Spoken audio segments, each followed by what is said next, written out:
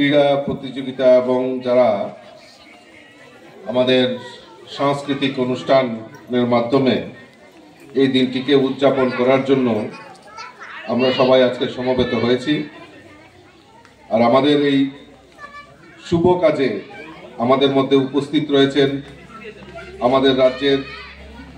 মাননীয় advocate general শক্তিময় Chakraborty, উপস্থিত রয়েছেন হর্টিকালচার সোসাইটি কর্পোরেশনের চেয়ারম্যান এবং ঈশ্বর পাঠশালা বিদ্যালয়ের পরিচালন কমিটির চেয়ারম্যান প্রাক্তন মন্ত্রী শ্রী জহর সাহা মহোদয়, উপস্থিত রয়েছেন বিশিষ্ট শিক্ষাবিদ বিভা দেববর্মন মহোদয় এবং উপস্থিত রয়েছেন আমাদের গণ্যমান্য ব্যক্তিগণ এবং এই বিদ্যালয়ের শিক্ষক শিক্ষিকা। খুব বেশি বক্তব্য রাখার প্রয়োজনীয়তা নেই, কারণ আমাদের যিনি পরিচালন কমিটির চেয়ারম্যান রয়েছেন আদরণীয় জহর শাহ মহোদয়, উনি এই বিদ্যালয়ে পঠন পাঠন থেকে শুরু করে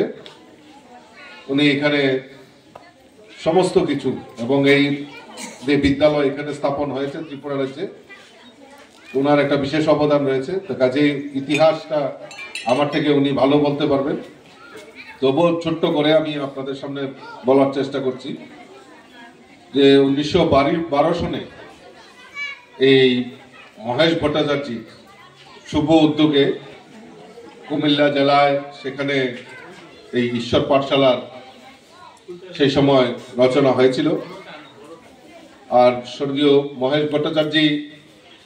একজন বিশিষ্ট ব্যবসায়ী, হোমিওপ্যাথি ওষুধ ব্যবসায়ী ছিলেন এবং উনি খুব দানশীল মানুষ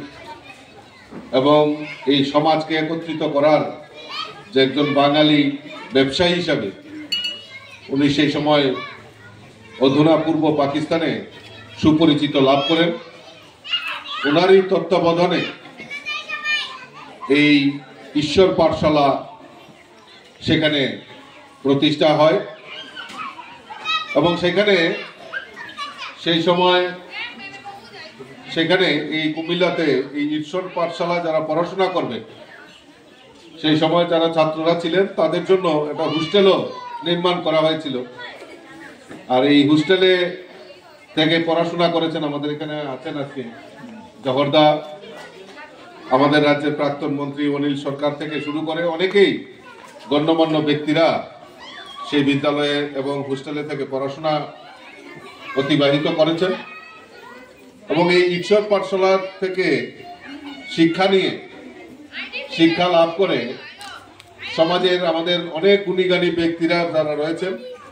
তারা এই পাঠশালার নামকে উজ্জ্বল করেছেন। আজকে আমাদের কাছে আমার কাছে সবচেয়ে গুরুত্বপূর্ণ মানে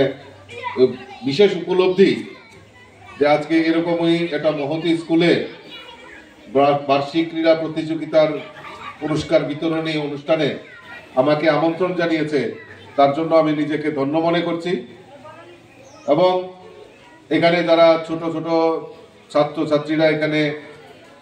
বিভিন্ন অনুষ্ঠানের মাধ্যমে একটা মনোজ্ঞ সাংস্কৃতিক অনুষ্ঠানের আয়োজন করেছে, আমি ছাত্রছাত্রীদেরকেও ধন্যবাদ জানাচ্ছি। অভিভাবক অভিভাবিকারাও এখানে সমবেত হয়েছেন এই বিদ্যালয়কে আরো কিভাবে ত্বরান্বিত করা যায়, এই বিদ্যালয়কে পঠন পাঠন থেকে শুরু করে বিভিন্নভাবে কিভাবে সহযোগিতা করা যায়। বিদ্যালয় পরিচালন কমিটির চেয়ারম্যান সহ এবং আমাদের একজন বিশিষ্ট নাগরিক সিআর ভট্টাচার্য যিনি চিফ ইঞ্জিনিয়ার ছিলেন ইলেকট্রিক্যালের, উনি সহ আমরা পরিচালন কমিটির সুমন বাবু সহ আমরা মাননীয় মুখ্যমন্ত্রীর সঙ্গে দেখা করেছিলাম এবং এই বিদ্যালয়ের পরিকাঠামো উন্নয়নের জন্য ওনার কাছে মাননীয় মুখ্যমন্ত্রীর কাছে আমরা কথা বলেছিলাম এবং তৎক্ষণাৎ সঙ্গে সঙ্গে মাননীয় মুখ্যমন্ত্রীও সদার্থক ভূমিকা নিয়ে